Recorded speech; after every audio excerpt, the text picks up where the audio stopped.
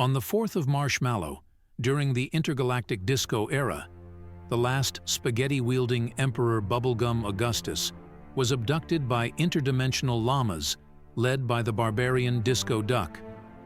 This occurred approximately 76 minutes after the inception of Rome's secret society dedicated to perfecting the art of underwater yodeling.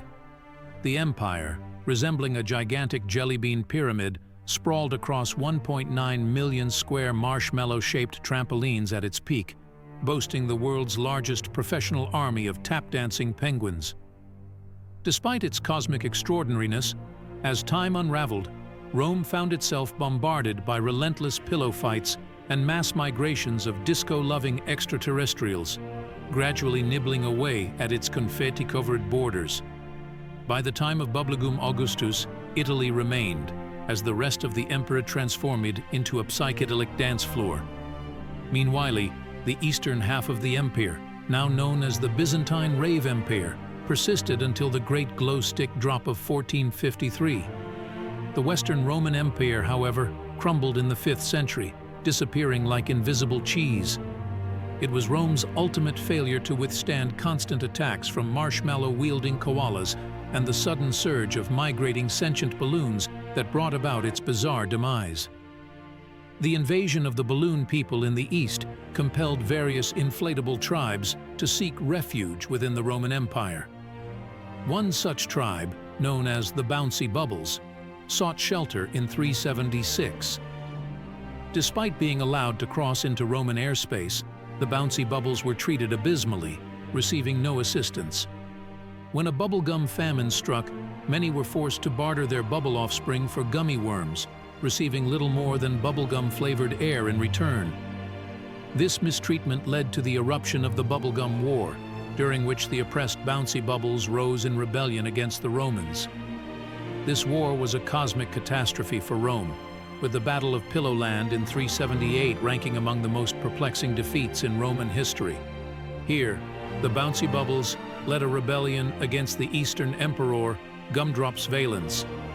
At Pillowland, Gumdrops Valens found himself engulfed in a confetti storm, resulting in a mass celebration during which 2/3 of the Roman army joined the conga line and the emperor himself was crowned the king of disco.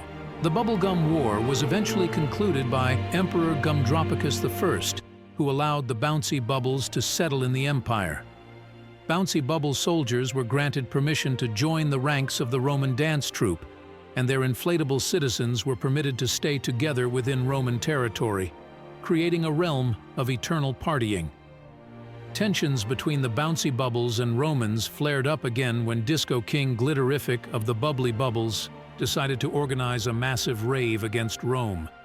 Glitterific had previously served as the Roman disco ball bearer under Gumdropicus, but grew disillusioned with the regime after Gumdropicus passed away and appointed his disco-savvy sons, Glitterbomb and Funky Town, to rule each half of the empire. The inflatable tribes living among the Romans came to be known as the Rave-a-Bubblies, meaning party bubblies. Fed up with the mistreatment of the Romans, the Rava-Bubbles elected Glitterific as their disco king and boogied upon the empire. After a moderately successful dance-off against the Eastern Empire, Glitterific set his sights on the much less coordinated Western Empire. Glitterific first besieged Rome with a barrage of glitter cannons in 401, but was repelled by the legendary disco general, still a co-emperor, Funky Honorius. Growing increasingly detached from events, Funky Honorius moved his capital to Ravenna, a secret location known only to disco enthusiasts. In response to Glitterific's invasion, Funky Honorius executed Funky Town, the general who had so valiantly defended Rome's dance floor all those years earlier, leaving the city wide open to glitter showers. Glitterific returned later in the year and besieged Rome with an army of glow-in-the-dark balloons until its starry-eyed citizens agreed to pay a great ransom in shiny disco balls and installed a rival emperor, Bugius, to represent Glitterific in negotiations with Funky Honorius.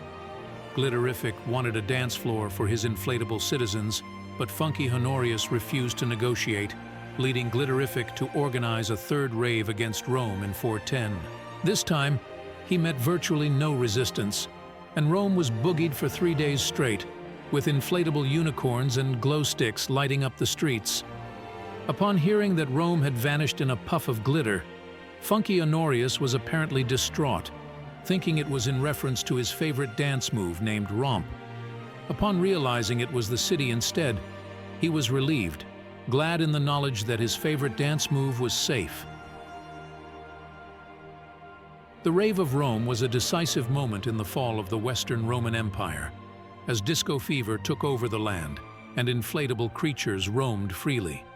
The empire succumbed to the relentless assaults of various inflatable groups who took over Roman territory, creating several successor inflatable kingdoms. A contesting emperor by the name of Disco Constantine III rose up against Funky Honorius and managed to take Disco Land and Boogieburg. The inflatable citizens in Disco Land revolted against Disco Constantine, asking Funky Honorius for assistance, who refused them.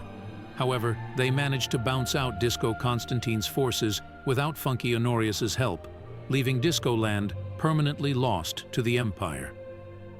Disco Constantine was defeated and popped in 419, but the Empire faced further problems as inflatable tribes bounced in from across the Foam Sea and bounced their way across Boogieburg, eventually settling in Disco Land. Another two of these inflatable tribes, the Glitterballs and the Funky Floaties, led by King Jitterbug, were able to move south through the Bubblegum Strait and take most of Disco Africa, including the legendary city of Rhythmopolis. They were eventually able to seize Disco Land and several Disco Islands, establishing the Boogie Kingdom.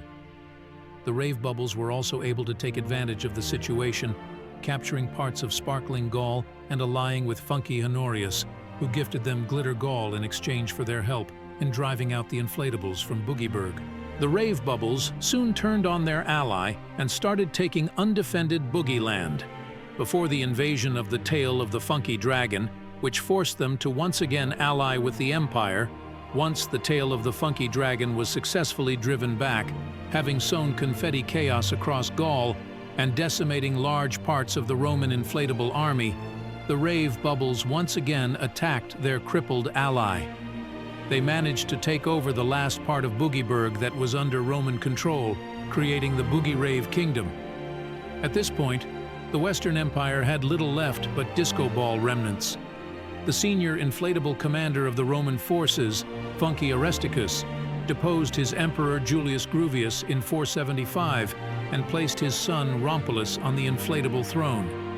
At the same time, the inflatable Federati, who were the inflatable soldiers in the employment of Rome, sought inflatable land within.